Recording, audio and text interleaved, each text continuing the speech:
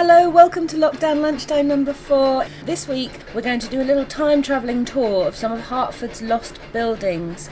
So as any good tour starts, we will start at Hertford Museum. So we will come outside the front door onto Bull Plain. And in this photograph here, we're looking down towards Folly Island. You can see Lombard House, the Constitutional Club, sitting tucked in on the right hand side. We're focusing on the building opposite it. This is Waterside. Now it looks like two buildings with a gap between them, but it's actually one with a slightly unusual footprint. And this building stood right here until 1915, the October of 1915, when there was a Zeppelin air raid on Hertford. And you can see in these photos the devastation that caused. The gentleman you can see in the photograph on the right outside the Constitutional Club, that's one of our museum founders, that's Robert Thornton Andrews. He's out inspecting the damage, of which there was quite a bit, but fortunately not too much to the museum, although he did submit a claim for damages to the government.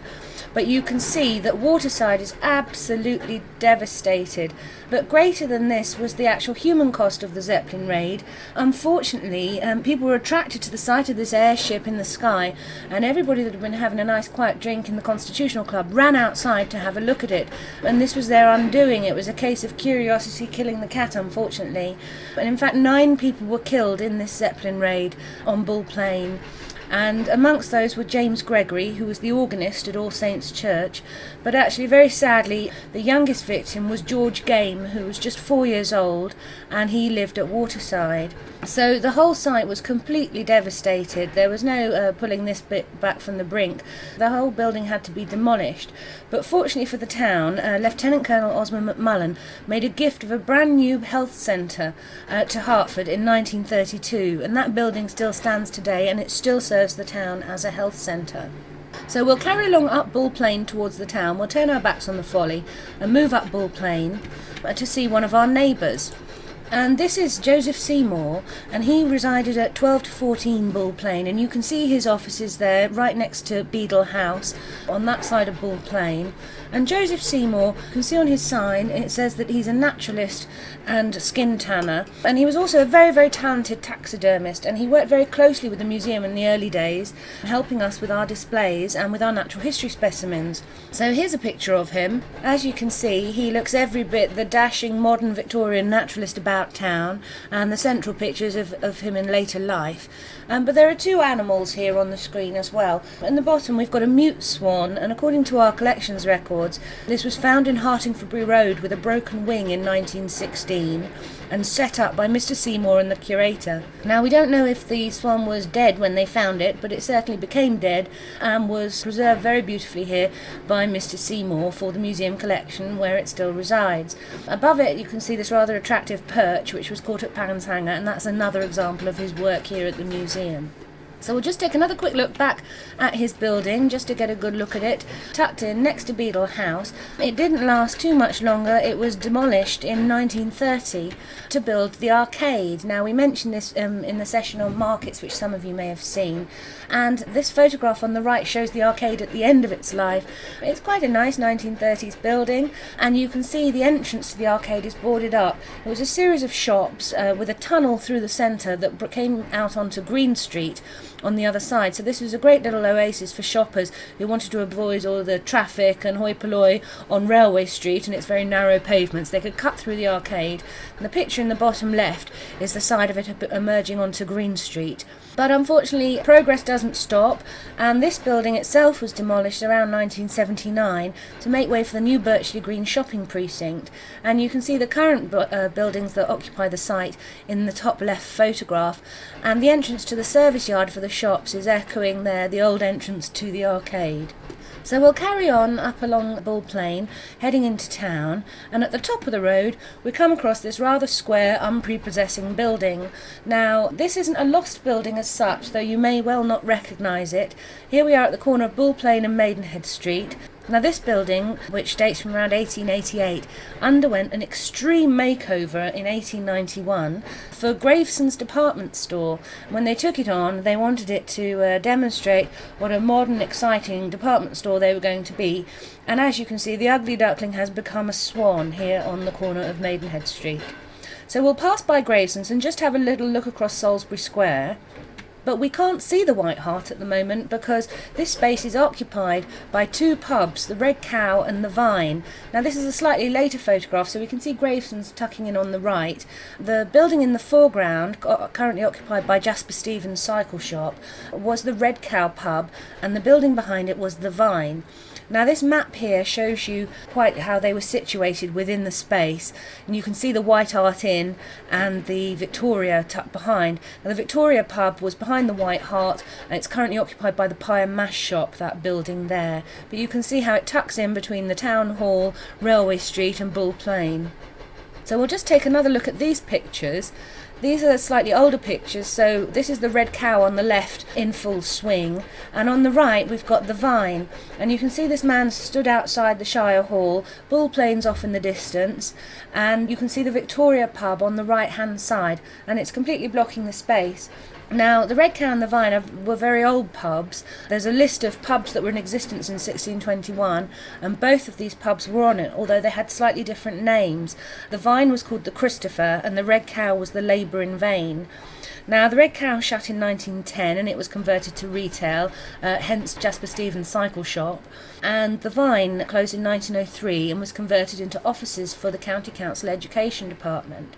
But both buildings were demolished in 1925, ahead of the plans to landscape Salisbury Square and create this as an open space for people in the centre of town.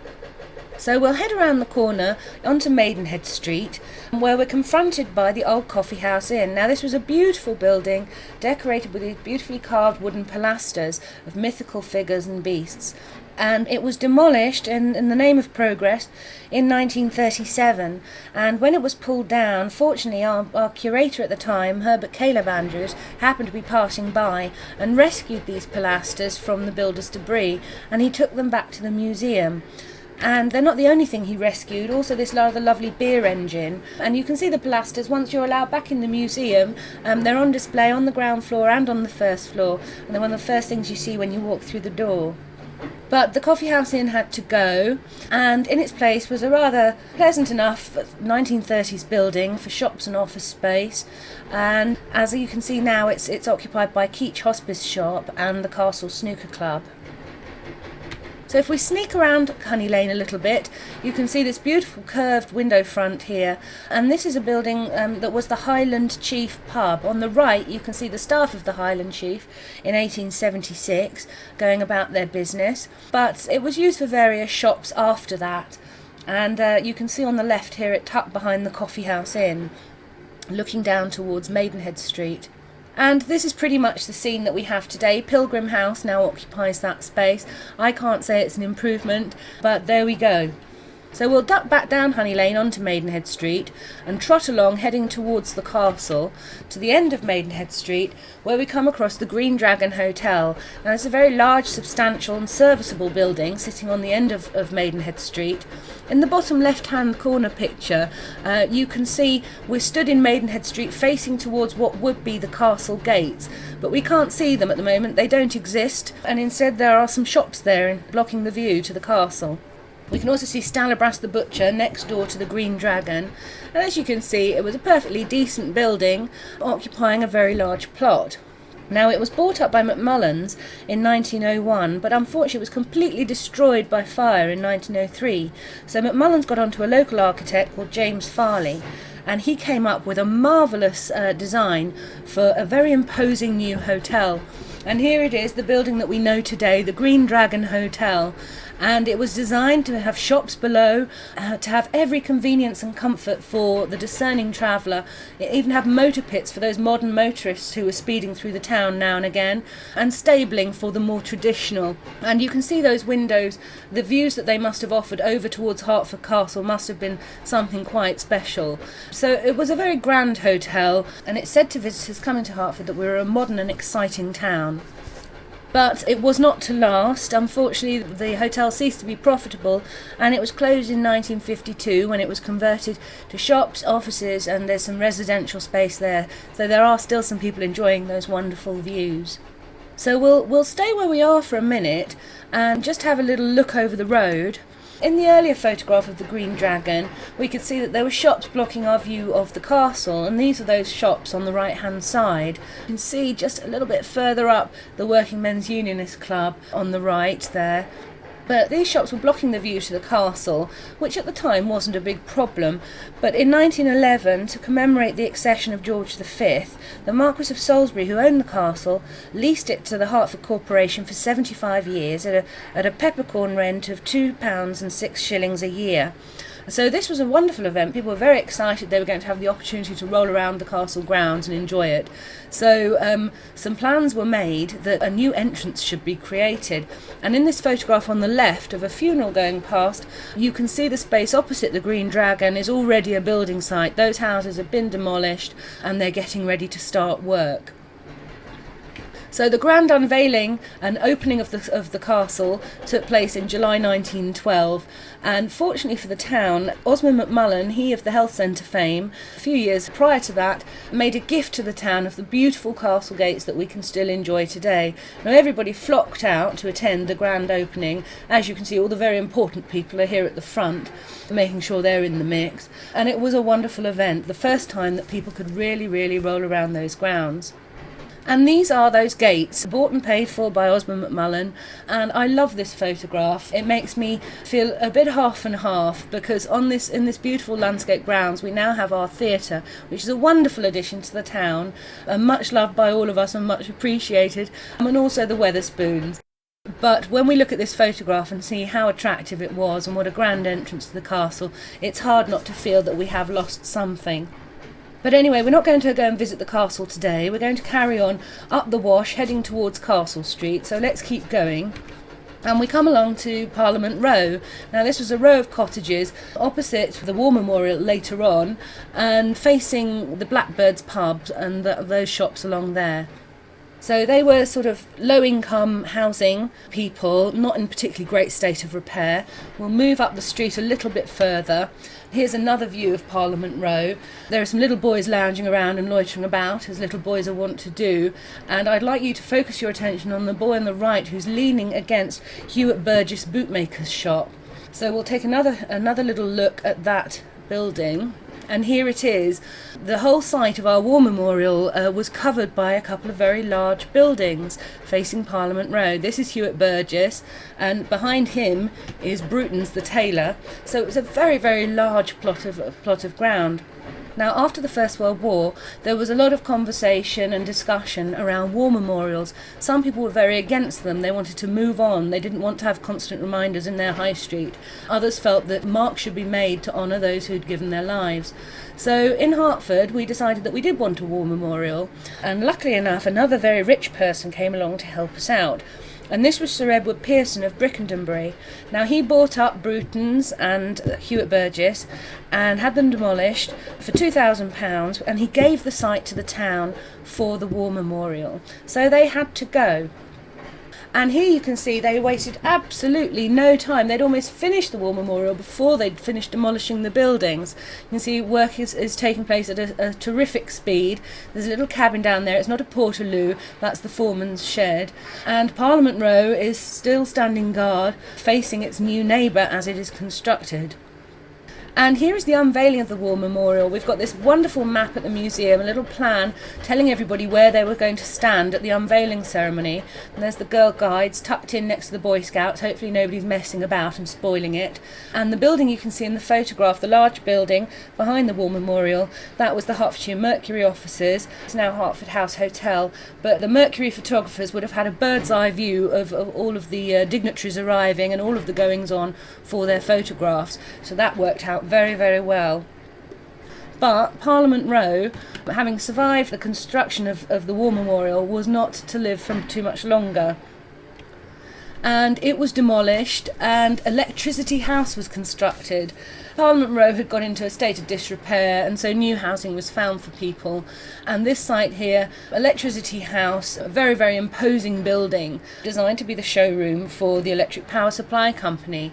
And it was opened in June 1929. Obviously a fascinating affair. This little girl in the front of the picture looks bored to tears, but I'm sure she'll get over it. I imagine there were some nice cakes and things to enjoy for all of those invited. But the Mercury described it as an acquisition to the town's architecture, imposing new showrooms and offices of the North Metropolitan Electric Power Supply Company Limited in Parliament Row, Hertford. And as you can see, they are very attractive buildings and they're still serving purpose as shops and offices today. Well, we won't tarry around here. Let's head up 4th Street back into town. And we come across the White Swan Inn. Now, you may not recognise this building, it's had a bit of a metamorphosis, but it's currently occupied by Gaze the newsagent and has been for some time, with some changes. But I'd like you to look at the building on the right next to the White Swan. If you count 4 windows along, that's the building currently occupied by Mudlarks, previously Marshall's and Fordham's furniture store. But after the 4th window, there's another building, 3 windows wide, between there and the Egyptian house, and this is the building that we're talking about. It's number 36 4th Street, and it was demolished in 1885 to make way for the new Midland Bank building. And this is much better. This is very much a bank building. We're all going to feel very safe about putting our money in here. It looks very sensible and like they'll take good care of it for us. And here are a couple of other pictures that I just really like from Hertford in the 70s. There's Gaze newsagent, so the old White Swan, having had some changes made to it over the years. In the middle we've got Fordham and Sons. Unfortunately we do seem to be stalking this lady around her shopping trip of Hertford. But I particularly love this picture of Fordham's. The people are really wrapped up in the glamorous furniture on display in the shop window. And that sofa you can see on the left, I had an exact version of that in a shared house I once lived in. I'm sure it was hugely flammable, but it looks amazing in this photograph here. But let's carry on. We'll carry on trotting up along 4th Street until we get to the Talbot Arms and Chequers Yard. Now, the Talbot Arms is the very little pub tucked in next to its glamorous neighbour, the Dimmesdale Arms, you can see here on the right-hand side. And also we have the entrance to Chequers Yard. Now, those of you that have seen the session we did on Butchery Green will be familiar with the idea of the level of poverty that many people in Hertford were living in. And Chequers Yard was very similar. Large families living very close together, shared facilities, lots of deprivation. So let's take a little look around. And here we are inside Chequers Yard. You can see the pump in the middle of the yard. The houses are looking in a pretty poor state. This bunch of people don't look particularly cheerful. And here's another shot. You can see the buildings are starting to fall apart somewhat.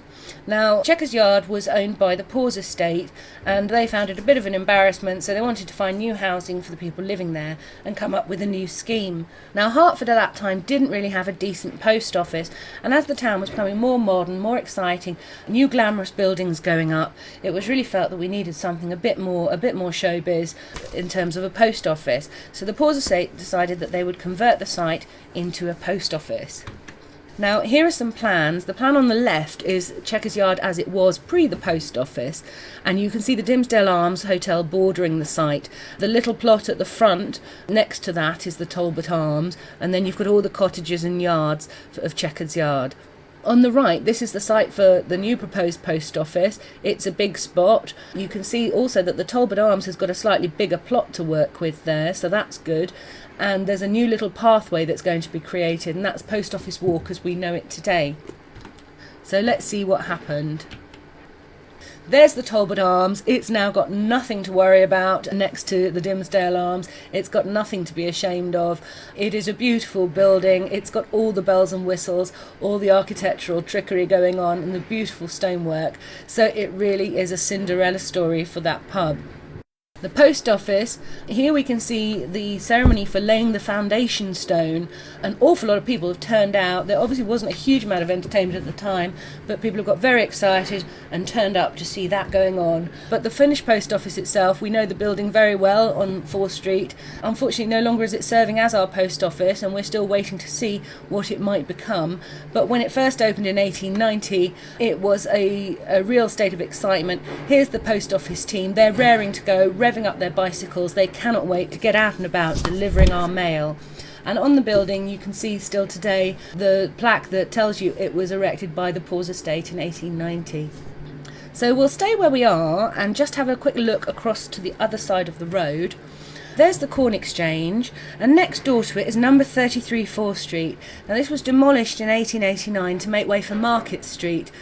People were finding it much harder to get around town. We're getting a bit of carriage gridlock going on. So we needed a cut through from 4th Street to Railway Street. So this building had to go. The picture on the right is from the 70s. Seems like people still had trouble negotiating getting through, judging by the look of those bollards on the traffic island there. So we'll carry on trotting up 4th Street. And here we are at the corner of 4th Street and South Street at the far end here. And we're looking down South Street towards Railway Street. And this little building on the end, again, had to be demolished. In 1914, the Hertford Corporation had really started to tackle some of the derelict buildings around the town, and there were a lot of improvements in the pipeline for town centre amenities. So this building had to go. And in its place we've got this rather charming turreted building on the corner. Now we've stepped back a bit for this photograph so we can get a good look at it. And on the left we can see the Hertford Motor Company, and there's a main picture of it here on the right hand side of your screen. Now the Hertford Motor Company, fittingly, was on the site now occupied by Quickfit and Marks and Spencer's. And this works particularly well, obviously the garage history, but also this building was used as a British restaurant in the Second World War. Now at that time a lot of people were struggling with rationing. You had a lot of displaced people who might not have accessed their ration books yet, billeted troops, and so people were finding it difficult and very expensive to get hold of nutritious meals. So the British restaurant scheme, based on cooking up meals in bulk, and people could come and just for a few pennies order a starter, main course and pudding, and get a really good nutritious meal at low cost and at great convenience. And in fact the Hertford British Restaurant was the first one to open in the county in 1941. But anyway, we're going to trot back down 4th Street to take a turning onto South Street. And here we are, we've travelled all the way down South Street to the corner of Railway Street, and there's this rather charming weatherboard shop here on the corner. Now, this was part of the same scheme in 1914 where improvements started to be made by the corporation, so it was demolished and it was replaced by the Lord Hague Public House. Now, in the photograph on the right-hand side, the weatherboard building on the far right of the photo that's just peeking in, that is the building we've just seen that was replaced by the Hague. And if we stood on that corner and looked over the road, we'd have seen Young's Brewery building and Brewhouse Lane.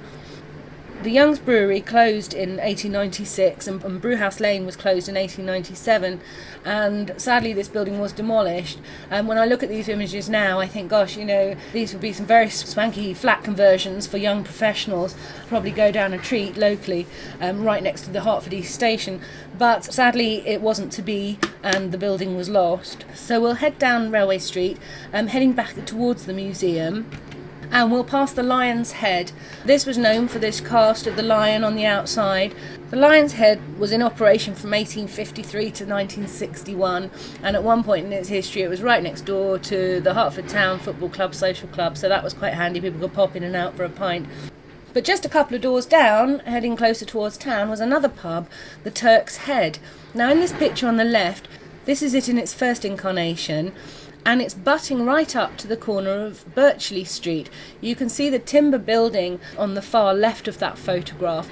That corners Birchley Street, and at this point Birchley Street is just this little pathway here where two little girls are standing about. The Turks Head originally was in 4th Street. There was quite a glamorous pub in 4th Street, the Turks Head, in the 1700s, and when that closed the name was hoisted up on this little beer house in Railway Street from around the 1840s onwards. Now when Benskins took it on, they decided it really wasn't in a fit state for them, so they completely demolished it and started again. And they built in 1899 a new Turks Head on the very site, and you can see that in the right hand side photograph here. Now it was connected to the baker's next door and run in conjunction with it, so that was very handy for everybody, but it wasn't to last. It only lasted in fact 19 years, and it was demolished in 1918 to make way for the entrance to the new bus station.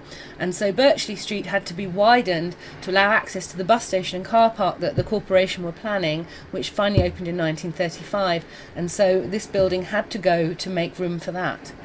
So we'll carry on along Railway Street.